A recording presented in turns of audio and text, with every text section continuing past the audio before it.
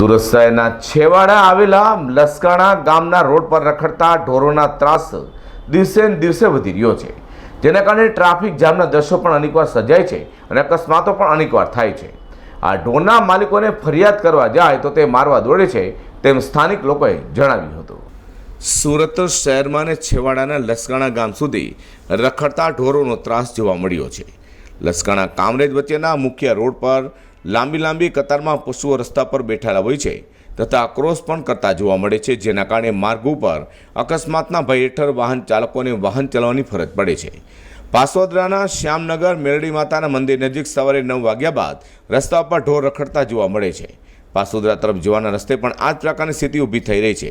સ્થાનિક લોકો દ્વારા સંબંધિત વિભાગને વારંવાર રજૂઆત કરવામાં આવી રહી હોવા છતાં પણ તેનો ઉકેલ હજુ સુધી આવ્યો નથી। સુરતથી પાસોદરા લસકાણા તરફ જવાના BRTS રૂટ પર પણ આ રખડતા ઢોરોને કારણે મુશ્કેલી સર્જાય છે। ઢોર મહદઅંશે રસ્તા ઉપર બેસી જતા હોય છે, જેથી વાહન ચાલકો પોતાની ગતિ પ્રમાણે તે વિસ્તારમાંથી પસાર પણ થઈ શકતા નથી।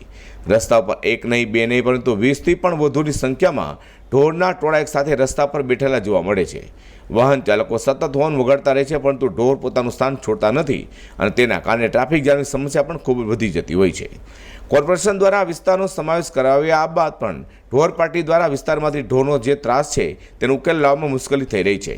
આ વિસ્તારમાં રખડતા ઢોરોનો ખૂબ જ ત્રાસ છે, પરંતુ તંત્ર દ્વારા કોઈ જ કામગીરી કરવામાં આવી રહી નથી। બીજી તરફ જે પશુઓના માલિકો માથા ભારે છે તેમને કોઈ પણ રજૂઆત કરવા જઈએ તો તેની સાથે ઘર્ષણ થતા રહે છે, તેથી સ્થાનિક લોકો તેમની રજૂઆત પણ કરી શકતા નથી। આનો ઉકેલ વહેલી તકે આવે તેવી સ્થાનિકો માંગ કરી રહ્યા છે।